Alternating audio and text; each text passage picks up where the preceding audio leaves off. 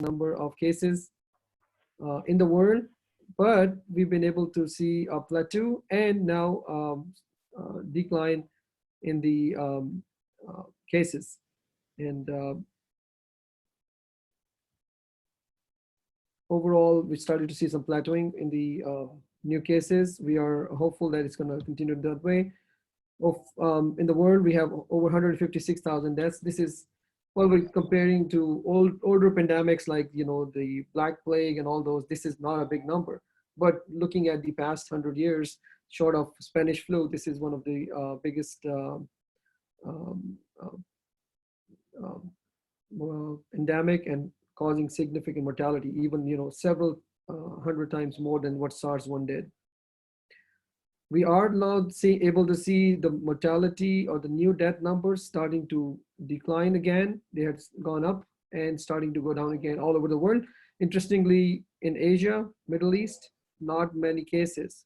But look at North America, Europe, most of it. And then this is very intriguing, a lot of discussion on it on media and lots of possible theories. None so far been verified, but those are good thought points for all of us to see what is it that is making the caseload so less. Overall, the death rates in the US have peaked and are trending down. Pakistan, if we look at it, is on the trajectory where it's not followed the trajectory of Spain, Italy, or US or China from the beginning, but it's going in the middle somewhere. We do see an upward trend, and that is still concerning because there may be underreporting of cases. As of yesterday, 8,000 cases in Pakistan. Of those, 17 new deaths in the past 24 hours and total 176 deaths. Not a big number compared to the rest of the world, but still it is a trend that we see and we have to follow that. The curve is still not plateaued in Pakistan. It is still slowly trending up. So that will be a concern. And that's where all need to look into future of this pandemic in Pakistan as well. Now, I work in Texas Medical Center. To give you an idea, it is about 1 mile square where we have 3 big universities and Texas Children's, which is one of the largest hospitals for children in the US. We have St. Luke's and Texas Heart Institute, Methodist, and all these buildings. So we anticipate, we see about 30,000 patients in the entire medical system every day here. Baylor is one of those, and that's where I work. In our medical center, we have seen about 1,800 admissions in the past month or so. Of those, 896 patients have been discharged, 147 deaths. That's quite a bit good, higher number. But keeping in the fact that we are a tertiary referral center, that could tell that we are getting sicker patients referred to us. The curve is still for Greater Houston area where we practice is starting to slowly turn towards plateauing. We've not seen yet. The case is still increasing. Last time we had a Zoom with Saudi Arabian colleagues, we were seeing cases triple 3 times in 7 days. Now it's going down to about 1.3 times in 7 days. So there is a change. We feel if we are continuing with maximum social distancing, which is impossible, unfortunately, everywhere, even here or in Pakistan, we are okay with our supplies. With moderate distancing, which is currently happening, we could run short of ventilators if we see a surge. And with minimal social distancing, that's what a lot of people promote sometimes. Oh, don't worry about it. It's going to be okay. This is what we are potentially looking at. Hopefully these are projections and they're not going to be the reality. This data is actually interesting. When we look at our all the phones we have, Google is tracking all of us. And although we don't consent to it, but Google knows what we're doing.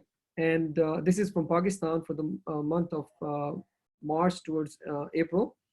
With the social distancing or the lockdown, we see significant drop in activities. You see the retail and recreation, grocery, parks, and more activity in residential areas, less activity at workplace, almost up to 70–80%, but average is pretty significant, which is good, which tells us at least people who are carrying a smartphone that is being trackable, there is some enforcement and last time I compared, it was better than what we had in the US. COVID, don't need to talk about it. It's a single RNA virus and it binds to the spike protein to ACE2 and enzymes on the cell membrane, seen in lungs, also seen in heart. Once it binds, it downregulates the receptor, resulting in a lot of angiotensin 1 and angiotensin 2, which is not degraded. So that creates an inflammatory response and can cause downstream acute acute myocardial injury, vasoconstriction, and all the cytokine storm that we see in these patients. Three mechanisms of myocardial injury, either through direct myocardial invasion through those ACE2 receptors or proteins, respiratory failure and hypoxia causing ischemia and hypoxic injury to the heart, and inflammation related injury. So all those three can result in acute coronary syndromes. We see arrhythmias, we can see elevated troponin, which is a prognostic marker for mortality in these patients, and heart failure. For us, as an interleukin-6 has been playing a key role in this injury, and the role of interleukin-6 inhibitors is also very intriguing and has shown improvement. The disease is in 3 stages. Stage 1, which is early infection, is a viral response phase of the body where we start seeing some activity. Stage 2 is where patients start to have symptoms, and this is about 7 to 10 days into the disease. Towards the end, as the patients are having symptoms of shortness of breath or pulmonary symptoms, they also start to build up the immune response. And that's what kicks in around day 10 to 12, resulting in the SIRS or ARDS-like symptoms. Also could cause RV failure, which has been reported in autopsy studies, and presenting just like we see in patients with severe pulmonary embolism, and even Makana's signs been seen in these patients. Different treatment options that are being looked at. Remdesivir is one of the most promising ones. The clinical trials early on are showing positive results. Chloroquine, hydroxychloroquine, again, controversial, but there may be some role. And then plasma and transfusions. We have done about 5 of those at Methodist Hospital. 3 patients, all were on the ICU patients. 3 improved, went home. 2 are improving and might be released as well. So there is some hope about convalescent plasma transfusion. It also helped us in the Spanish flu in 1918. That's when it was used before. Now, as far as as cardiovascular community looking at the impact of COVID-19 on our practice per se, we are seeing significant impact on procedures we do, on the way we see patients, on the way we triage these patients. Given the fact that there could be an exponential increase in the disease population, I'm not sure how it's being handled in Pakistan, but we have seen dramatic, we're concerned that our ERs, medical ICUs, floors, will be overwhelmed. The personal protective equipment will be short, and shortage of nurses and doctors and medical staff that we have seen in New York already. So we have to be ready for the next 12 to 18 months. That's the projection. Therefore, we have essentially for the past month, we've not been scheduling any elective cases in the cath lab, in the ORs, trying to prepare better for the surge if it were to happen as they were predicting, so that we can have all these resources for these infected patients. And we conserve PPE. We are having to reuse the mask.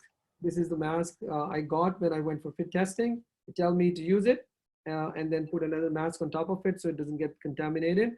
And then till it is usable, keep using it. So this is the state where we are. And it's hard to find a mask these days if you were to need one. We all know that our patients with cardiovascular disease, as data from Wuhan has suggested, as data from Hong Kong has suggested, and from Italy, cardiovascular disease patients have very high risk of mortality with with COVID-19.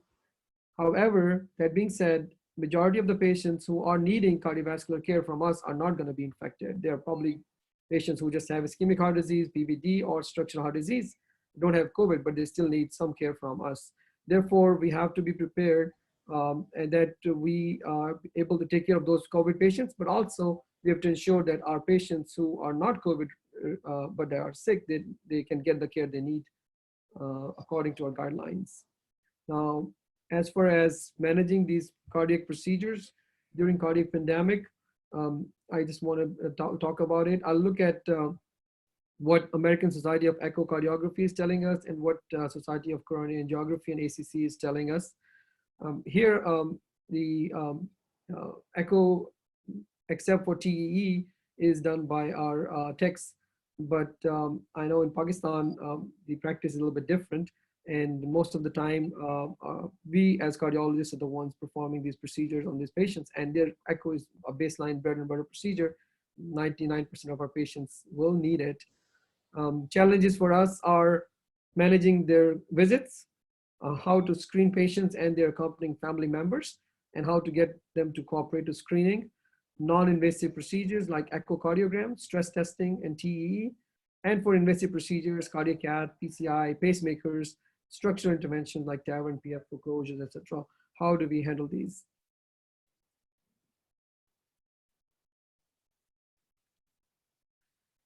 So in our practice, what we have done is our clinic has, for the past 4 weeks, we have rapidly transitioned to telemedicine. The limitations, though, exist because not all the patients, our average age of our patient is 70 years in the clinic. So not all of them are well versed with using technology like Zoom, for example, or video conferencing.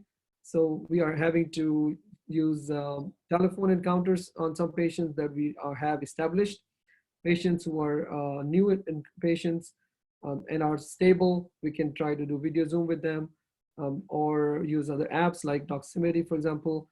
Benefit of Doximity is if you have a smartphone, patients don't need to download any app. They don't need to have an account. All they do is they click on the link, and then the video conferencing can start, which is actually a very nice tool. Zoom, they need to have an account. Then we are making phone calls. There are other ways which are not HIPAA protected, FaceTime, WhatsApp, video, or Skype, etc. So we're trying to manage as many patients with stable CAD through telemedicine, but there are still certain patients that need to be seen. And some of those are urgent patients who are having symptoms. They're new to us, and we need to make a decision whether we need to get urgent testing for them, or unstable patients. A lot of them we might see in the clinic or send them to the ER. The screening wise, we are not allowing any visitors with the patient, which is very different for us also. And in Pakistan, it will be a big challenge.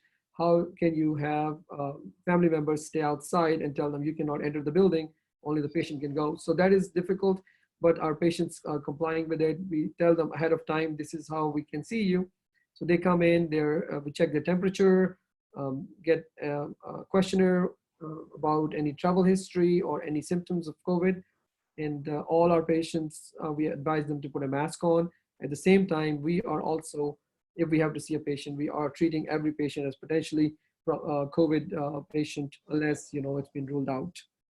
There is significant amount of asymptomatic infection, and we're learning more about that. An Iceland study in New England Journal found about half of the patients who were positive for COVID from a random population, half of them did not have any symptoms. So this is very concerning because those are the ones that can trigger spread. Now these photos I received this morning from Kamran, and this is how social distancing can work. 6 feet distance marked clearly so patients know where to stand and they don't break the lines. Although here I'm not sure what's happening. The closer you get to the counter, same thing, checking temperature and sitting patients. Maybe we cannot sit all the 30-40 patients who need to be seen.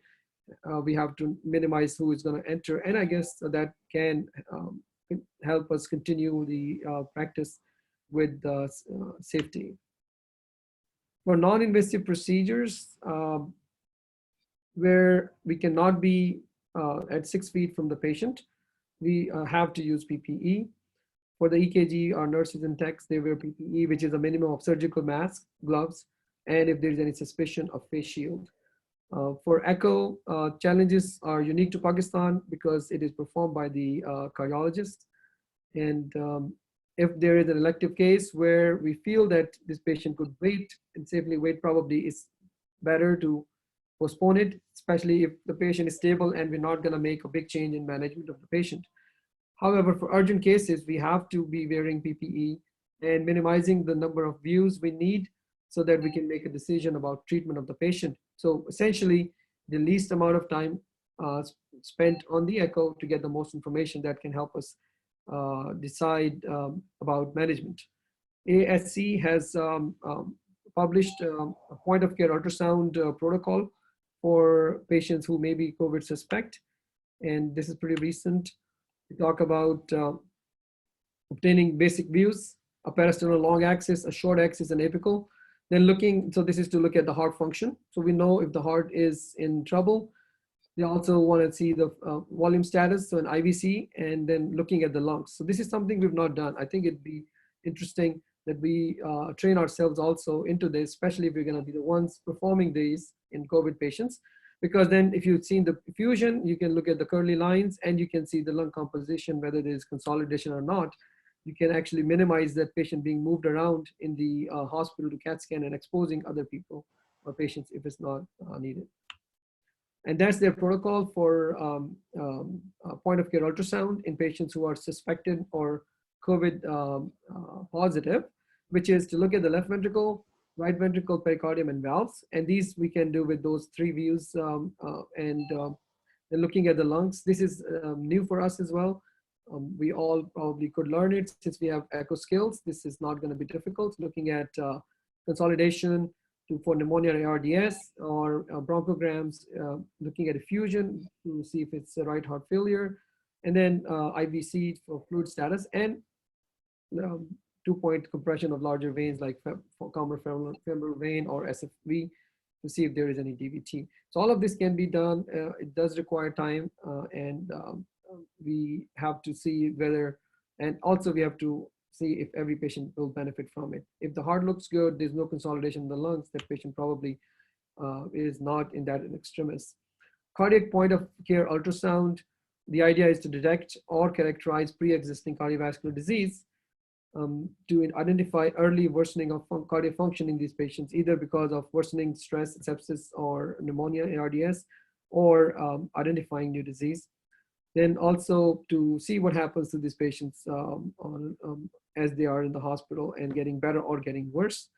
And then effusion, myocarditis, we can look at PE, we can look at RV, because RV would be one of the issues and Achilles heel for our patients. If they get into ARDS, RV is going to fail, pulmonary hypertension is going to ensue, and LV, systolic dysfunction as well. That's what they suggest for these procedures. If we have a COVID suspected patient, initial evaluation is done by the emergency room physician or the first person who's going to see the patient. If there is suspicion for cardiopulmonary disease that requires further evaluation, that's where our role could come in, and we could decide to do point of care ultrasound. If we get enough information, RV looks okay, LV is fine, there's no fusion, that's all we need, then we're done. We don't need to do TE or transthoracic echo, because that will take more time, more views, more proximity to the patient, and more chances of exposure. But if point of care ultrasound is not able to exclude or give us the answer, then we have to look at the transthoracic echo. But then, we can be more prepared for these if needed.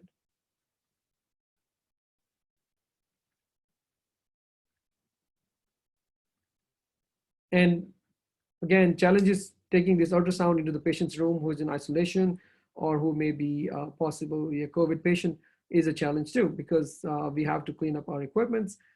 Here, I cannot find hand sanitizer outside of the hospital. If I go to the pharmacy, they don't have it. Unless I go at 7 a.m. and I get lucky, I may find one bottle. So finding the cleaning equipment is a challenge. We have to review all these PPE precautions with everyone who's going to be involved in patient care. And again, minimize the time and minimize the risk. Any extra items in the machine that we're not going to be using. For example, if I'm not going to use the feed off, I'm going to take it off. EKG, you could probably potentially take off those. And then before scanning, you have to, we personally would mask the patient just to minimize droplets.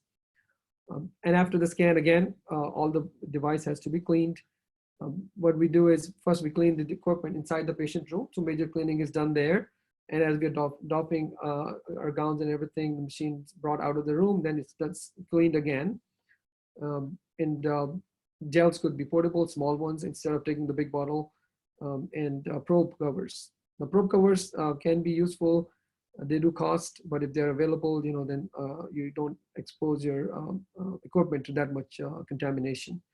And also, a handheld ultrasound could help a whole lot in this situation because cleaning would be easy, and it's easily portable. Then, if that's not possible, then we have to probably dedicate one machine to the unit where we're going to keep all our COVID patients. So it's one machine that is being used for those.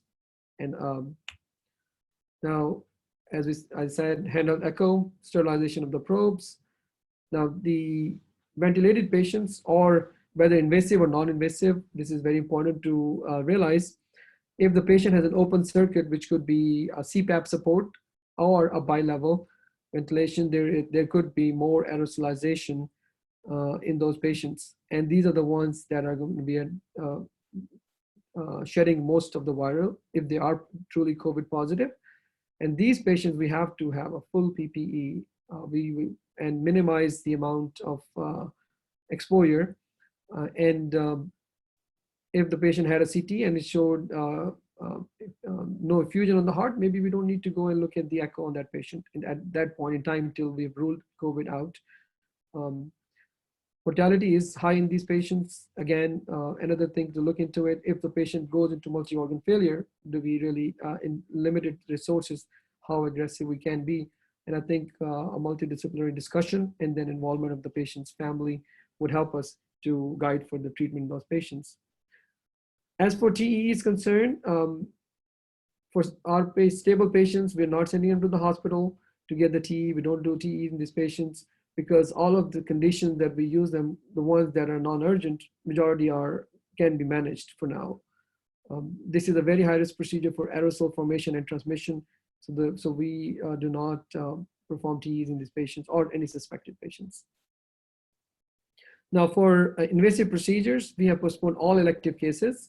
In Texas, actually, there was an order by the governor and Texas Medical Board not to schedule any elective case till the 21st of April. Now they extended it to 28th of April. So it's actually illegal for us to schedule a patient unless the patient is an extremist or has unstable symptoms. Those are still being done, but with those patients, their family members cannot come in. The other day, we had one patient get bypass surgery. His family members dropped him off to the hospital. Patient came inside, family members left, and no one could visit him for 7 days. He was in the hospital. So it was very difficult time, but the patient needed it. So minimizing as much as possible and is the way to go. For patients who have acute coronary syndrome, non-ST elevation MI, we are managing them conservatively unless unstable. We're trying to rule out COVID. Right now, we don't have the ultra rapid COVID test available yet, but we're getting 6 to 12 hours turnaround time for our patients. So we get them admitted. If there's a concern, we rule out COVID. And then if cath is needed, we go ahead. If it is needed before the COVID comes out, then we go with full PPE. For Pakistan, STEMI specific challenges are there as well because primary PCI is not available at all the centers. And fibrinolysis is the is the primary management of these patients unless they are hemodynamically unstable or they fail to fibrinolytic therapy. In those patients, then management is definitely going to be a challenge. Concerns that I see here, I'm not sure what the experience for interventional cardiologists over in Pakistan is, but we're not seeing that many STEMI patients rolling into the ER. But in New York, we have seen an increase in cardiac arrest reports, patients dying at home. Not sure, is it MI that is being missed and patients are scared of coming to the hospital because they could get COVID, or they're not just able to make it. I do know personally a couple of patients in New York who needed cath. They just could not make it to the hospital because the hospitals at that time were so full and saturated, EMS was saturated, and the patients could not get treatment for STEMI, 1 or 2 cases like that. And then could it also be that the virus is affecting cardiovascular health? There's a lot of data someone shared that since we've been in lockdown, the weather is better, we are eating better, and we are have more personal time, sleep habits are better, maybe cardiovascular disease is reducing all of that. There's no evidence. It's just someone's opinion. But this is data from the US. Before COVID-19, monthly volume in these 13 centers was about 20 to 25 STEMIs. After COVID, it's about 15, and the numbers are much lower. So we are definitely not treating as many STEMIs. Part of this is because patients are not able to make it, or they're scared, or they don't call. So our role as medical community, interventional cardiology community here is to educate the public that if they need emergency care, we can minimize exposure, and at the same time, we can provide the care they need so that we don't put their life in jeopardy. This can be done with the EMS coordination and with PPE. Then again, targeting the use of primary PCI or fibrinolysis. In the beginning phase, when this disease was starting, we had the policy that any patients coming in, unless they are unstable, we will be using thrombolytics. So far, we have not had that because the volume of STEMIs dropped. So I don't think we have to give lytics to any patient in our hospital except for the one that were transferred from another non-primary PCI facility. Our aim was to, and then SCI, SCI, and ACC still, as of 2 days ago, they said, aim to provide reperfusion therapy for those with other causes of ST elevation on the EKG, like myocarditis, and that can be a problem, especially if someone has ST elevations. We see on Twitter and on other media people posting cases where there were ST elevations, they take the patient to the cath lab, there's no disease. Now, if that patient has myocarditis or pericardial effusion, I think lytics could be definitely detrimental in that patient. So point of care ultrasound might help us there, and maximizing the safety of our personnel with the provision of personal protective equipment.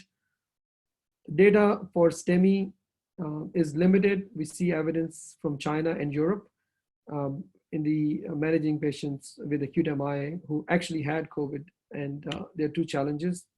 One, as we know, that this is a very complex disease itself. COVID can cause MI. It can present like myocarditis, cardiomyopathy from ischemic or non-ischemic causes, coronary spasm, and then also type 1 or type 2 MI or myocardial injury from direct viral invasion.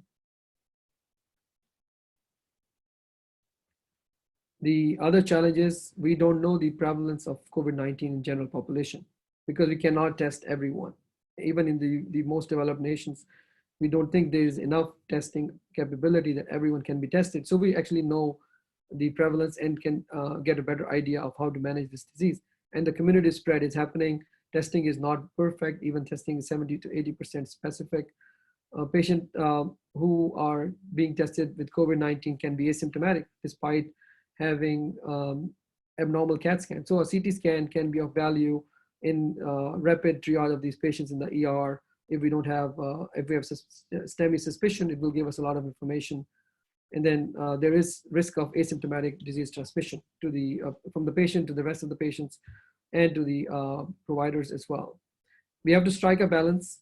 Balance is identification of patients who are appropriate for invasive approaches to acute MI, regardless of COVID status, safety of healthcare workers who might get exposed, minimizing contamination of our cardiac cath labs, managing delays in reperfusion. The Hong Kong data shows that with the onset of COVID, their symptom onset to first medical contact was 318 minutes, which was 3 times more than they had seen in the prior years. Door to device time was longer, and cath lab arrival to device time. Again, delays just because all of us have to be prepared and prepare ourselves. These patients with STEMI should be evaluated in the ER. All the patients should wear masks to prevent droplet contamination. Cath lab staff and all physicians have to have appropriate PPE.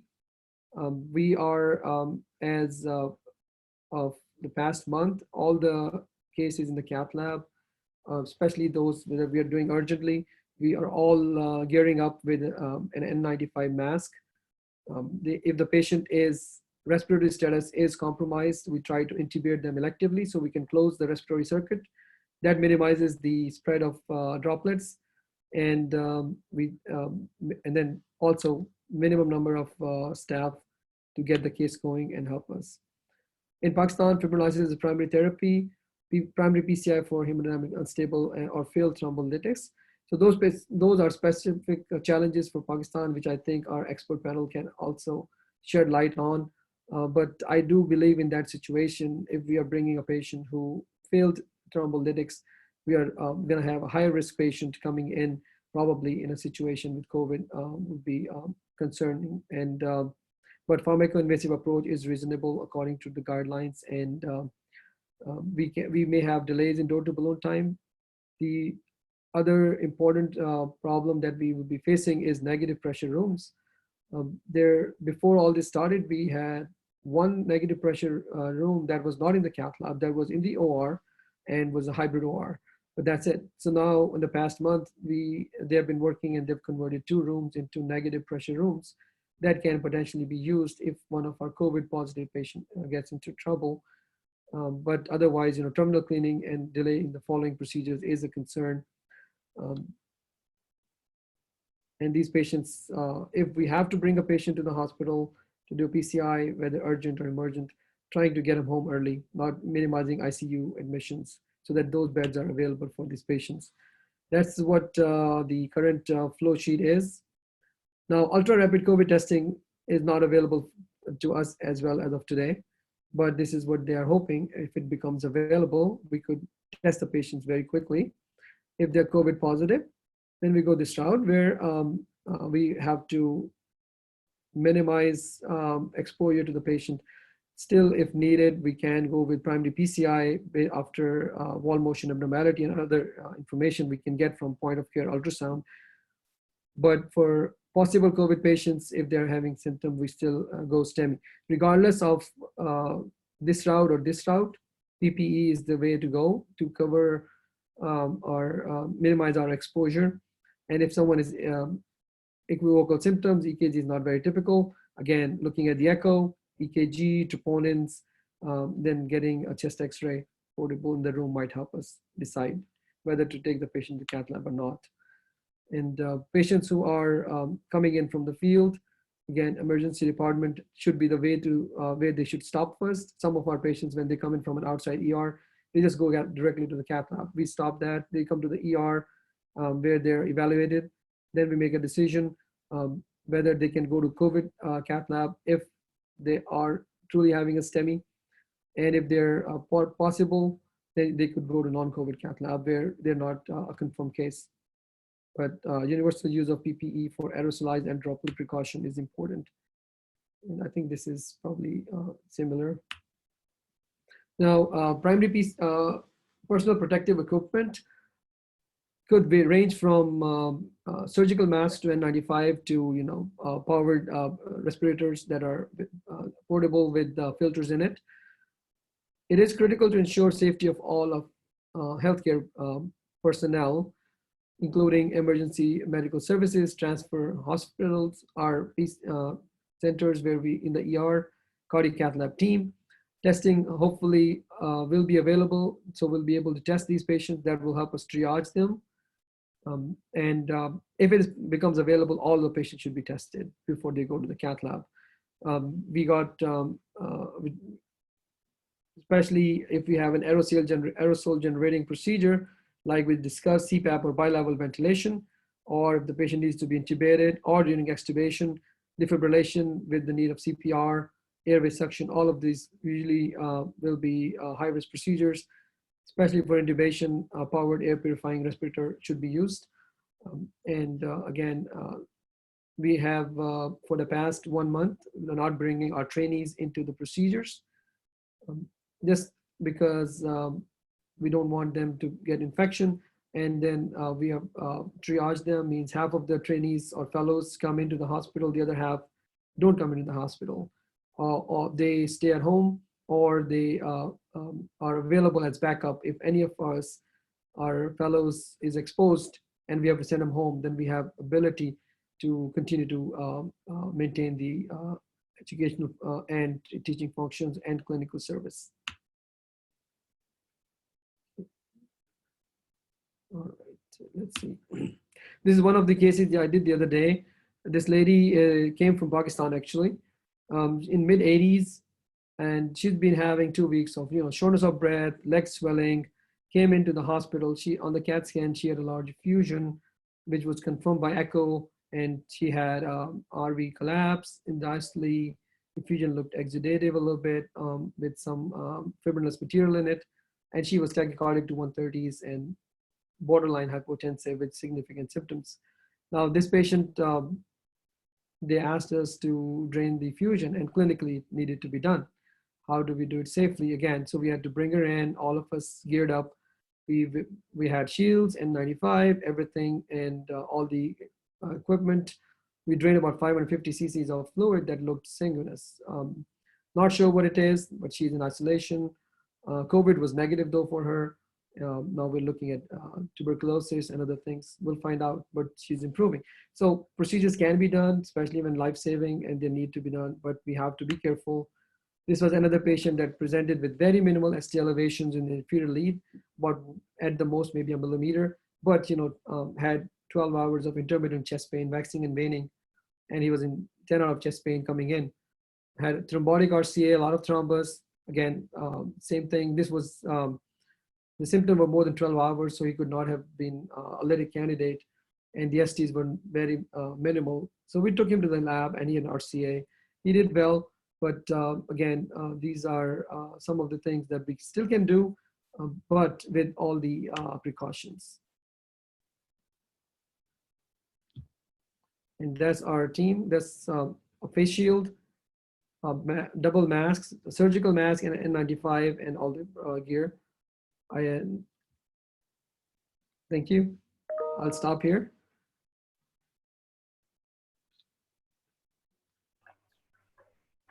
All right, Dr. Mahboob Alam, thank you very much for an excellent presentation. Really enjoyed the slides. I think the flow was pretty good. We have a lot of interesting questions from our participants over here. Before that, I would like our panel experts to kindly share their views, or if they have any questions. I would start with Professor Zubair Akram. So if you have any question or comment, I would really appreciate your input. Is Professor Zubair with us at this time?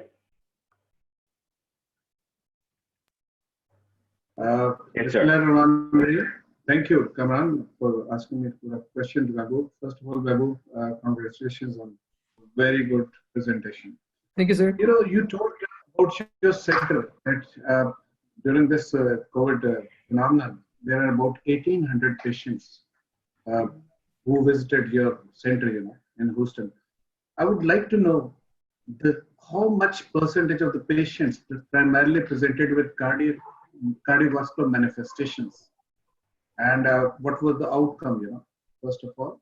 And then, how many STEMIs did you see, and then you did the CAT, and what about the obstructive versus non-obstructive sort of situations regarding the angiographic pictures? So these are patients from 3 hospitals that are there. So total 1,800 patients that are COVID positive, and 730 are still in the hospital. As far as our center, we have about active 35 patients who are in the ICUs. Of those, we have 5 patients on ECMO for RV support, VV ECMO. The other 35 are still on the ventilator with respiratory support. Actually, interestingly, I don't think we have done any STEMI in COVID positive patients. We have not seen a real STEMI in these patients so far. That doesn't mean it's not going to happen. It could, but the outcome of most of these patients so far in our center that we know, we have probably seen about 5 or 6 mortality of those. So most of them were in the ICU. Professor Nadeem Rizvi, do you have any comment or question for our speaker?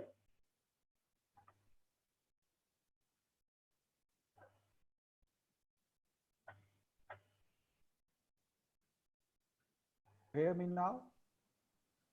Yes, but I think you need to bring the mic close to your mouth. All right. Now, one comment that I have to make is that remember that the most mortality, at least in Pakistan, is slightly lower than what we have abroad, but we don't have that many number of cases. Let's say the mortality is 2% for this, but just remember that in the published data everywhere that we have old data, the mortality for ST elevation MI is around 10 to 12%. Now, I just want to remind people that unless the trigger events are down and there are not enough MIs or the MI volume has gone down, we have to presume that the MIs or the ST elevation MIs are staying at home or are reluctant to present.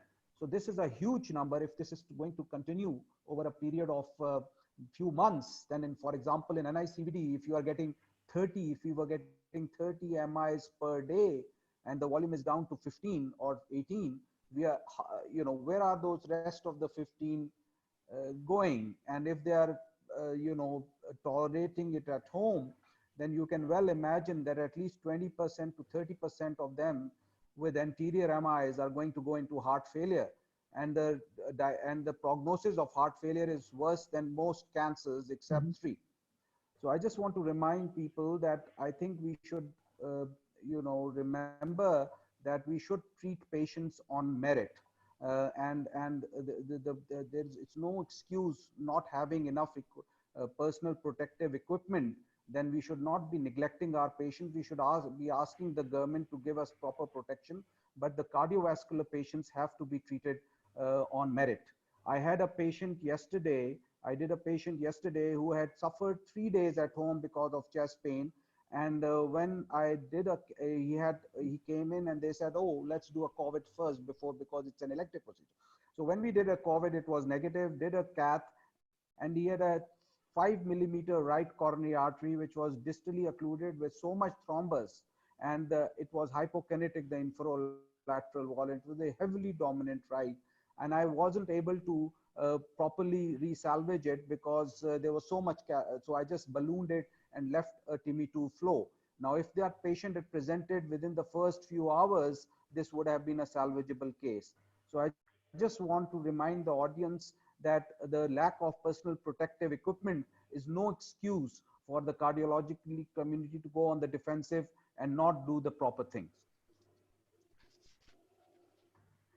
Point well taken, Professor Nadeem. I think the cardio source, which is a subsidiary of ACC, is for patient education, and that reminds patients that hospitals are well equipped with protection, but doctors have to take care of their team safety, their safety to ensure the protocols, but to make sure that you don't forget that if you have symptoms of angina, unstable angina, MI, or stroke, you need to come to the medical center because that otherwise will become a huge burden on the financial and the long-term aspect medical point of view. So very, very rightly said.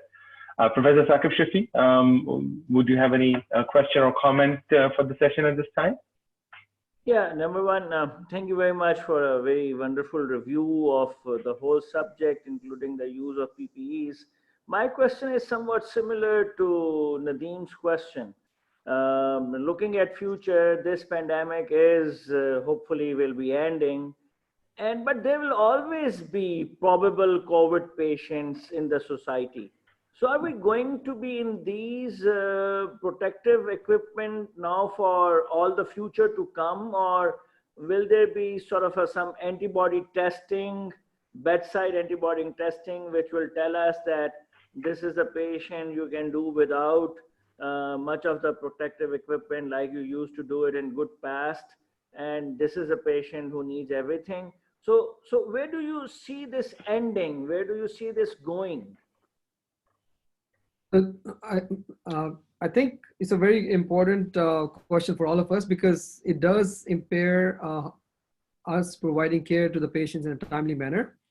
However, we do see that the rapid testing is going to become available, and once it becomes available and widely available, which I think is going to happen all over the world, then we should be able to test these patients in the ER or at first point, okay, let's get a COVID test done, especially if they have symptoms.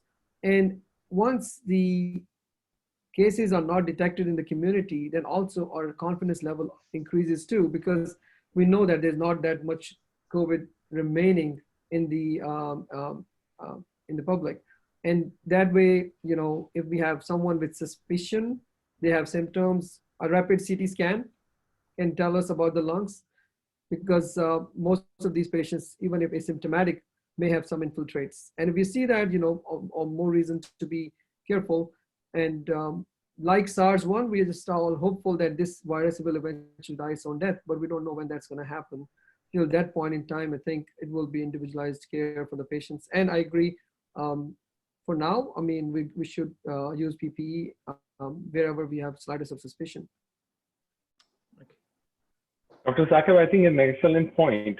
From a care provider point of view, what if miraculously you never had any symptom and they check your antibodies and you've already developed immunity by IgG in your blood? I mean, would that suffice that you can be a little less careful, or you still have to be as vigorous in taking care of those patients because the risk of reinfection of having more viral load might put you at higher risk of going into a more severe phase of the disease? Yeah, I think there are so many questions like that, because if you go for antibody testing, there has recently been a study from Medical College of University of San Francisco, who did one study on detection of COVID with antibodies in one of the counties of California. And they found that if you do that, you have 70 times more COVID patients than by PCR or nasal swab or whatever you are using. So this disease is probably already a lot prevalent than what we are thinking about, whether in Pakistan or in West or in Europe or wherever. True, true. One interesting question was asked by one of our participants. Dr. Alam, what differently are you doing to protect your family when you are done with your shift and your time to go home? What are the practices as a healthcare provider, as a cardiologist? It's actually, if you look at it, I mean, all of us, I think we are very worried about this, that what if we get COVID and we take it to our home? And that is a genuine concern. And what we have been doing is, one, I told everyone who asked me when this is going to be over, how we're going to come out of it. I tell them we're going to come out cleaner, but we're also going to come out as obsessive compulsive. So what I do is when I come to the hospital, I change into scrubs if I'm in the hospital. And then at the end of my cases, when I'm done, I change out into a fresh pair of scrubs. Then I clean all of my my stethoscope, my keys, my wallet, my phone with antiseptic from the hospital, even the shoes on the top. The sole is still a problem, but then I get to my car and I sanitize my car before I get into the car. Once I'm in the car, I've sanitized it, which is, you know, the steering wheel, the handles to get into the car, the my car's dashboard where the stereo is, where the GPS is, all of those areas. I sanitize it every day. After that, I get into the car, then I'm okay. Then I go home. Before I enter the house, I get into the garage. That's where I change again. And I leave my shoes outside. Then I go to the straight to my shower. I shower, then I change, and then I'm with the family. It takes about a good 30-40 minute ordeal. But you know, this, at least on my part, when I go home, I feel that I've done my best to minimize exposure to my family. And I'm not sure how is the practice for everyone else, but it may be a little bit too much, but that's what I've been doing. All right.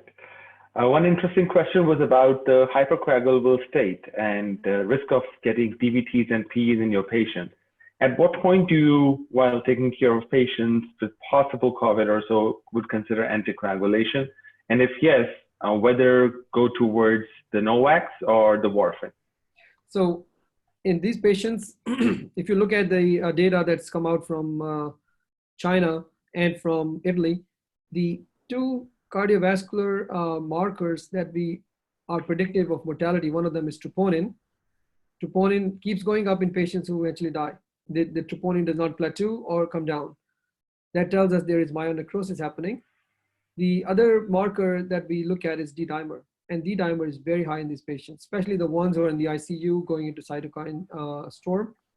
These are the patients where we use anticoagulation so that we can minimize this DIC, ARDS-like picture.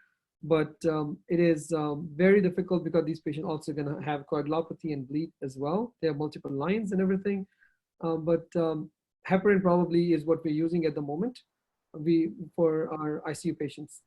As far as floor patients, we just go with the DVD prophylaxis like Lovenox, sub-Q, or something like that.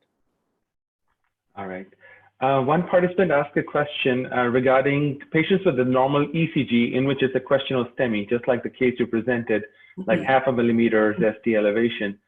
Thinking myocarditis, or if you take them to cath lab showing normal coronaries, would you manage those patients any differently, or just the same protocol of taking care of these patients as if they autothrombolized or so post-MI?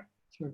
So if I see like this patient's symptoms were very classic, waxing and waning angina and minimal ST elevations. His troponin was like 1.2 on the troponin I scale here. So mildly elevated. Everything was pointing towards something, and it was very regional. The STs were inferior only. So that's why I thought it was probably an MI. Now, if I went in and I found normal coronaries, then I would be more worried about this patient to be possibly a COVID suspect and myocarditis these days, because I don't think I'm pretty sure other viruses are causing myocarditis these days, but the one that we are all worried about, and probably rightfully so, is COVID causing it. Yeah. All right. Any good news regarding hydroxychloroquine treatment or prevention? So hydroxychloroquine, actually, if you look at the data, there is a physician study going on here in Minnesota where they have enrolled healthcare providers post-exposure to hydroxychloroquine prophylaxis versus placebo.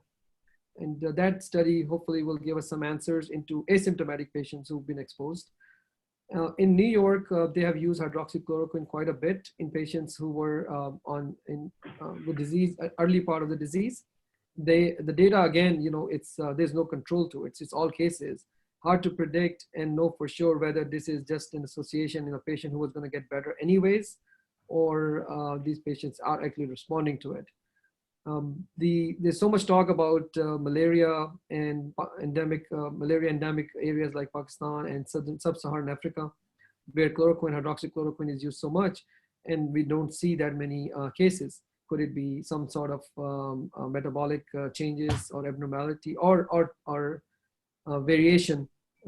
Hard to say, but there is a lot of interest here. You cannot prescribe hydroxychloroquine unless patient is COVID positive or patient is taking it before for rheumatoid arthritis or some immune problem.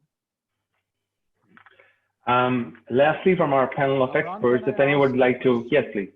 Yeah. Dr. Nadeem. Yeah, Kamran, I'd like to ask Mahboob, excellent lecture. Sorry, I didn't congratulate you on a very good talk. I just wanted to ask you, can you just outline, it's a general question, just outline like for the risk stratification that we're used to in cardiology, but just for the COVID patients, if someone comes in, what are the 1, 2, 3, 4 markers which will tell us that this person is going to go the wrong way, or is the chances of complications? Is there any classification or anything for a layman to, or for the general physician or cardiologist like us to, if this is COVID positive, he's going to have a bad outcome versus a good outcome? Are there any markers that have been discovered yet? Yes. So actually, if you look at the markers, the things that we can test everywhere, which are easily available for patients who are going to do poorly, would be troponin, would be D-dimer. If we can check levels for interleukin-6, that's another one. But D-dimer and troponin will tell you that this patient, one, is getting coagulopathic. So there is disseminated intravascular coagulation happening. And also, if you check troponin, you know that there's ongoing myonecrosis. So the disease is continuing to progress. The patients who died in China, their troponin levels never plateaued. They kept going up, and average number was as high as 100 plus for those patients. Same thing happened with D-dimer. So I think these are two very easily available tests that can be done anywhere.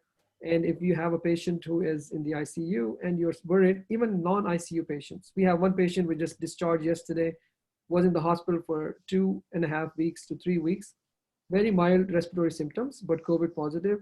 And we cannot send these patients home till they become COVID negative on 2 serial tests once they are positive, or send them to home if they are stable and they can quarantine themselves. So her troponin went up to like 3. And then slowly, it stayed there, and then it came down, but it never continued the trajectory. And she did fine, she did well.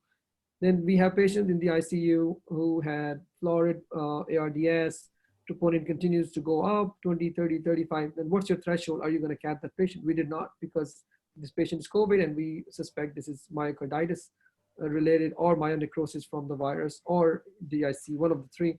And all three, we cannot do anything in the cath lab for these patients.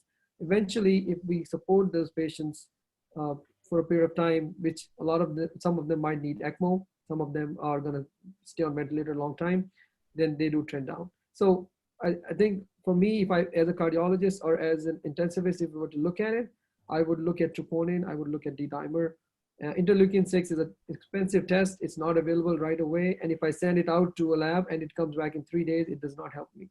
So, but those other tests are very easily done and they can really help us look at these patients. All right. Lastly, from our local, yes, Dr. Nadeem. Anything in the more simpler tests like CBC, let's say the amount of CBC, the amount of lymphocytosis or lymphopenia or PT, the derangement in PT, anything more simpler than D-dimers or troponins? So the lymphopenia happens early in the disease. And at that point, patients are usually asymptomatic. So if you see that, and then if it does not resolve, yes, I think that could be one way to look at it. I had a slide, I don't think I have it right now here, but let's see if I can find it.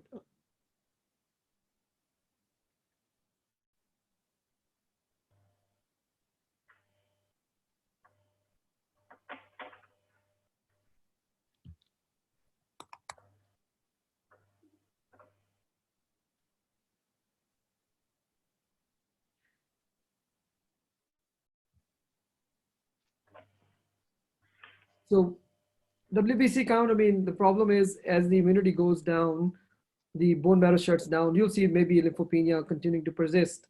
It could be used as a marker, but the ones that had the strongest association from that one study that came out, actually it was, let me see here.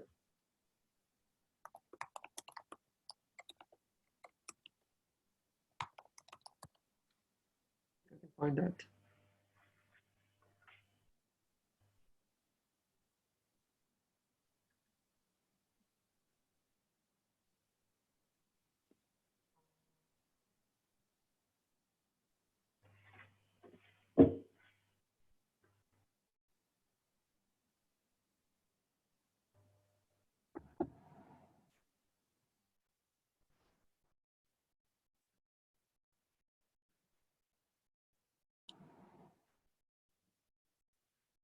So let's see here.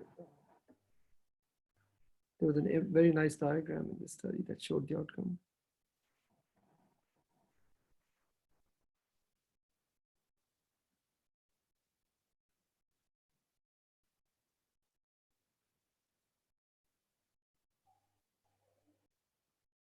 It's not the one figures.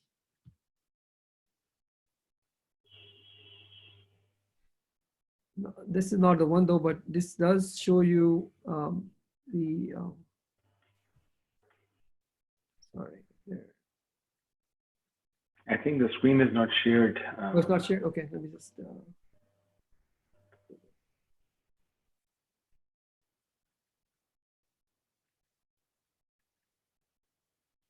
Okay.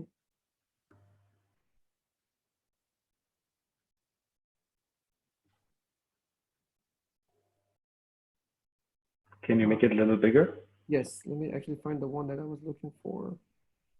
because that was a really good slide, and it showed, see if I can find it here.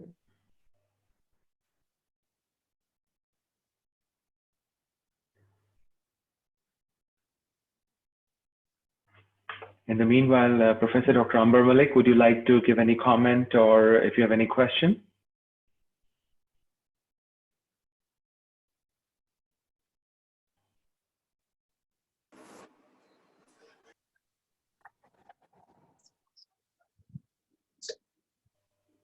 Hello. Yes, we can hear you. Yes, this is Amber Malik here. It was an excellent talk. Just making a comment here that we were in a discussion with the Chinese Cardiovascular Association also, so directly from the horse's mouth there. And today we are talking with the American counterparts. So that was very interesting. I think what I was really impressed with was the level of PPE that they were using for the cath lab staff, and the layers upon layers that they seem to have, we clearly do not have. And I don't think Dr. Mahboob has also shown us any of that. He did show us a very high profile respirator at the end, Right. but what he's using generally is very much what we have, not a lot, Right, except straightforward, N95, yeah.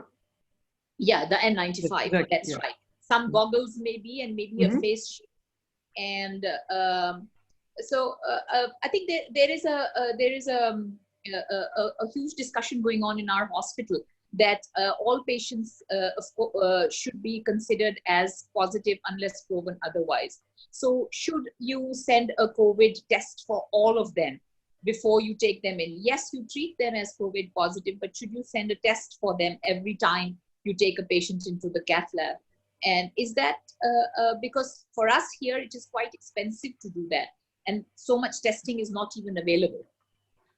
Yes, so the other day, actually yesterday, I was in the situation like this. I had one patient we brought from community because of a high risk abnormal stress test, ongoing symptoms, and patient has triple vessel disease with osteal LAD that was like 95%, circumflex again disease and LAD. So I offered him to go home on medical therapy for a few weeks and come back, but his symptoms are not tolerable.